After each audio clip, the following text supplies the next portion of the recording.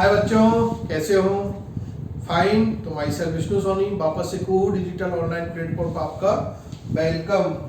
तो हम लोगों ने बेटा लास्ट वीडियो आप लोगों ने देखा होगा, वर्क फ्रॉम होम के अंदर हम लोगों ने जो डिस्कस किया था वो था आप लोगों के differences between sexual and sexual reproduction. अलैंगिक जनन और लैंगिक जनन के अंदर क्या अंतर थे, डिफरेंसेस थे, वो हम लोगों ने डिस्कस किया। उसके बाद हम लोग नेक्स्ट जो टॉपिक डिस्कस करते हैं बेटा वो है आप लोगों के, जब आप लोग एनसीईआरटी रीड करोगे तो एसेक्सुअल मोड ऑफ रिप्रोडक्शन जब आप लोगों के थ्योरेटिकल पार्ट चल रहा है तो उस जगह आपको एक पॉइंट नजर आएगा। उस पॉइंट से हम लोग एक नोट डाल के पॉइंट बना रहे हैं।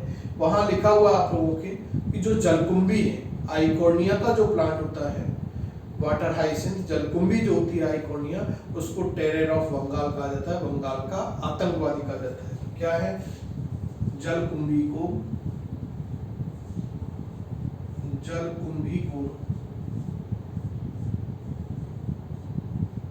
वाटर हाइसिंथ को बंगाल का आतंकवादी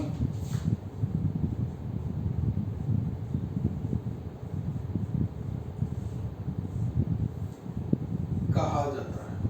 अच्छा क्वेश्चन है, नीट के एग्जाम में भी आया होगा और आप लोगों के बोर्ड लेवल जो एग्जाम्स होती है वहां पर भी कोटअप किया हुआ क्वेश्चन है। तो किस प्लांट को टेरर ऑफ बंगाल कहा जाता है? तो वाटर हाइसिंथ के प्लांट को टेरर ऑफ बंगाल कहा जाता है। क्यों भाई, क्या रीजन है? तो उसका रीजन बेटा क्या है, पहले रीजन को लोग समझें कि भाई ये जो प्लांट है जनरली ये कैसा प्लांट है, एक्वेटिक प्लांट। एक्वेटिक प्लांट जलीय पादप है, कहाँ ग्रो करेगा, जल के अंदर ग्रो करता है। इस प्लांट को हम लोग क्यों इंडिया के अंदर लाए थे? ये इंडिया का मूल प्लांट नहीं था, लेकिन इसको लाए हम लोगों को क्यों? क्योंकि जनरल इस प्लांट के अंदर जो फ्लावर आते हैं उन फ्लावर की जो साइज होती है, फ्लावर का जो अट्रैक्शन होता है कलर वगैरह का वो, और इसकी जो लीफ की साइज होती है वो बड़ी होती है, ब्रॉड होती है। उस वजह से इस प्लांट को हम लोगों ने भारत के अंदर क्या किया, स्थापित किया था। लेकिन लाए तो अच्छे के लिए, भाई अट्रैक्शन आएगा एक्वेटिक जोन के अंदर, लेकिन इसके अंदर जो मोड ऑफ रिप्रोडक्शन होता है वो होता है अलैंगिक जनन। ये अलैंगिक रूप से जनन करता है। और अलैंगिक जनन पर लोगों ने लास्ट वीडियो में आप लोगों ने देखा था कि अलैंगिक जनन जनन की सबसे तीव्र विधि होती है। जनन की कैसी विधि थी? तीव्र, इसलिए तेजी से क्या करता है, जलीय स्रोत पर, जलाशय स्रोतों पर क्या करता है, वृद्धि करता है, जिससे उस जलाशय स्रोत के अंदर ऑक्सीजन की कमी हो जाती है। और ऑक्सीजन की कमी हो जाने से वहां पर जो सूक्ष्म जीव या जो सूक्ष्म मछलियां वगैरह होती है, फिशेज होती है, उनकी डेथ हो जाती है। तो इसलिए इसको टेरर ऑफ बंगाल कहा जाता है। तो क्या अपन लोग लिखे, क्योंकि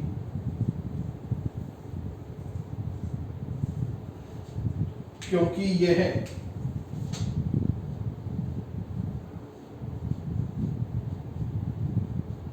जलाशय स्रोतों पर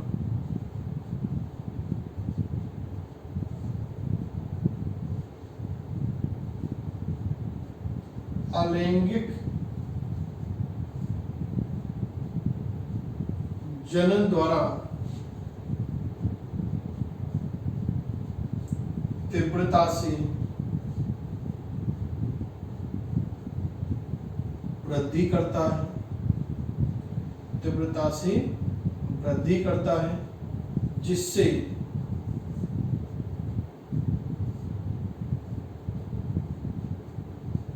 जलाशय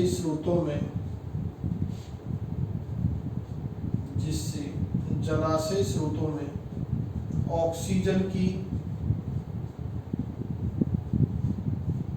कमी हो जाने के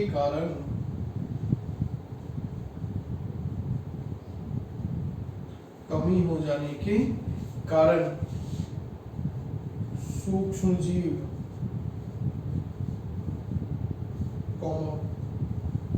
मछलियों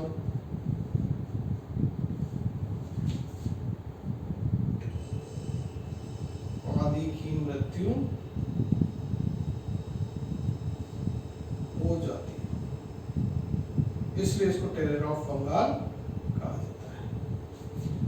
इसको भारत में उगाने के पीछे कारण क्या था वो हम लोगों ने लिखा था। पुष्पों का आकर्षण एवं पत्तियों का आकार, जो साइज होता है उसकी वजह से इसको भारत के अंदर क्या किया गया था, उगाया गया था। इसके कारण इसको क्या किया गया था, भारत के अंदर उगाया गया। तो ये आप लोगों को पॉइंट नोट करना है। तो इस तरह से हम लोगों ने एक नेक्स्ट टॉपिक डिस्कस किया है कि किस लिए इसको टेरर ऑफ बंगाल कहा जाता है। तो स्पेसिफिक बात है, इसलिए आप लोगों ने नोट डाल के लिखी है। आगे बेटा आप लोग जब डिस्कस करोगे इसी चैप्टर्स के अंदर, तो आप लोगों के 2 टर्म और नजर आएंगे, आपको 2 टर्म्स नजर आएंगे जहां से भी नीट के एग्जाम में और आरडीएससी के एग्जाम्स के अंदर क्वेश्चन पुट अप हुए हैं। और वो आप लोगों को नेक्स्ट क्या बनाना बेटा, नोट में ही सेकंड, एक फलनी पादप, अंग्रेजी टर्म में मोनोकार्पिक प्लांट्स, ये आप लोगों को नोट करना है। मोनोकार्पिक प्लांट्स क्या होते हैं बेटा, समझें इसको। एक का मतलब एक ही है, सिंगल है। फलनी का मतलब फलन के बारे में है। कार्पल्स जो कि गाइनोसियम जायंट की सिंगल यूनिट होती थी, अंडा या स्त्री के सब लिखा था आप लोगों ने, और उससे ही आप लोगों ने देखा था कि अंडा से ही फल का निर्माण होता था। और ये पुष्प का भाग है और पुष्प पादप का भाग है। तो एक फलन और एक इसका मतलब वही पादप है। तो देखो क्या है टोटल, इससे अपन लोग देखें तो क्या कैलकुलेशन निकल के आई है इसके बारे में। तो क्या है परिभाषा अपन लोग बनाएंगे, एक बार समझ लेते हैं। ऐसे पादप जो अपने संपूर्ण जीवन काल के अंदर एक बार फलन और एक बार पुष्पन की क्रिया करते हैं, उन पादपों को कहा जाता है एक फलनी पादप। तो क्या लिखें, ऐसे पादप जो अपने जीवन काल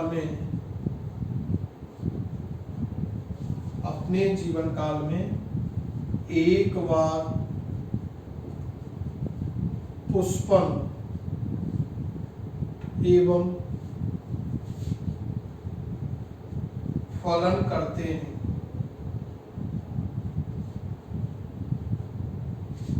एक फलनी पादप कहलाते हैं।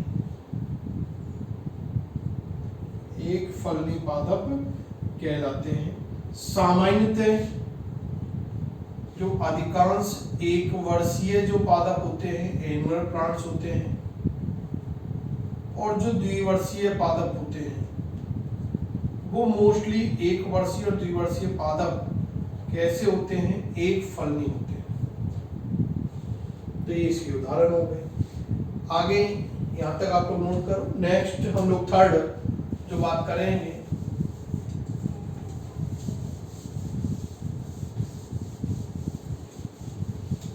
पॉइंट आप लोगों के नोट के अंदर थर्ड, बहुफलनी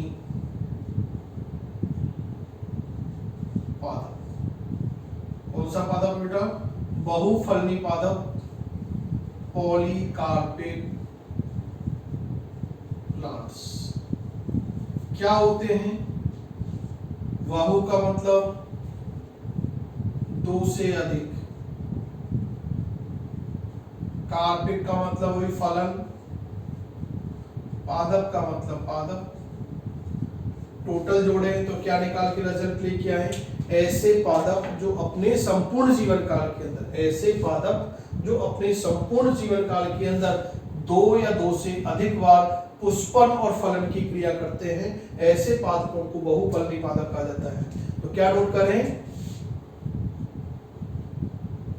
ऐसे पादप जो अपने जीवन काल में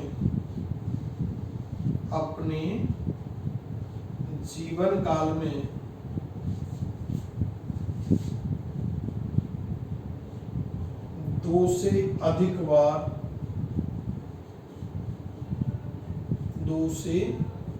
बार पुष्पन एवं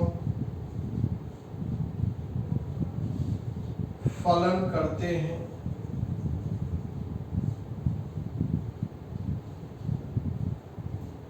बहुफलनी पादप कहलाते हैं।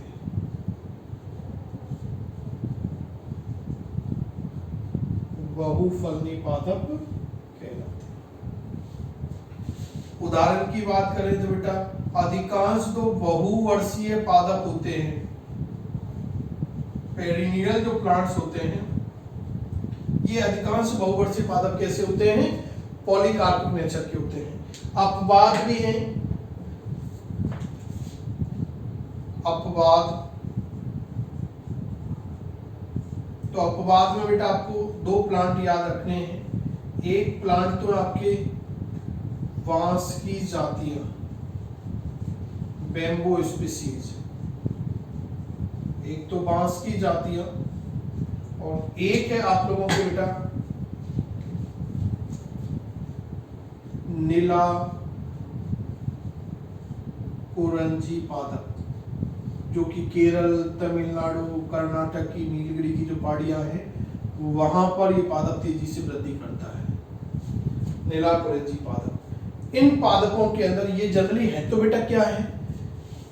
पेरिनियल प्लांट है, बहुवर्षीय पादप है, और लेकिन ये बहुवर्षीय पादप होते हुए भी इनके अंदर बहुफलनी कंडीशन होनी चाहिए थी, लेकिन होती कौन सी कंडीशन है? एक फलनी। तो ये कैसे होते हैं? ये मोनोकार्पिक होते हैं। ये कैसे हैं? मोनोकार्पिक। केवल अपने पूरे लाइफ साइकिल के अंदर वन टाइम ही फ्लावरिंग और फ्रूटिंग की प्रोसेस करते हैं। देखिए अपन लोग कि बांस की जो जातियां होती है बेटा, ये जनरली एनसीईआरटी आप लोग जो पढ़ोगे तो वहां लिखा हुआ है कि बांस की जो जातियां होती है वो लगभग 50 से 100 वर्षों के अंदर, 50 से 100 वर्षों में पुष्पन एवं फलन करते हैं, पुष्पन एवं फलन करते हैं। तो इनमें 50 से 100 वर्षों में एक बार पुष्पन और फलन की क्रिया होती है। आगे देखिए बेटा नीला कुरंजी। एक तो नीला कुरंजी का आपको याद रखना कहाँ होता है, तो आपको बता दिया केरल, कर्नाटक, तमिलनाडु की जो नीलगिरी की पहाड़ियां वहां पर ये प्लांट ग्रो करता है अपने आप को। एक इसका साइंटिफिक नेम जो है वो क्या है?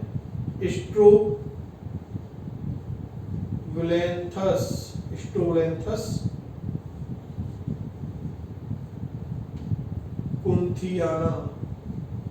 कुंथियाना लिख दो या याना लिखो, बाकी कुंथियाना, ये इसका साइंटिफिक नेम है। ये प्लांट कब फ्लावरिंग फ्रूटिंग करता है? तो लगभग 12 वर्षों में। कब? लगभग 12 वर्षों के अंदर पुष्पन और फलन की क्रिया करता है। इस प्लांट के अंदर आगे एनसीईआरटी में लिखा हुआ है कि इस प्लांट्स के अंदर गत बार यानी पिछली बार जो पुष्पन और फलन देखा गया था वो सितंबर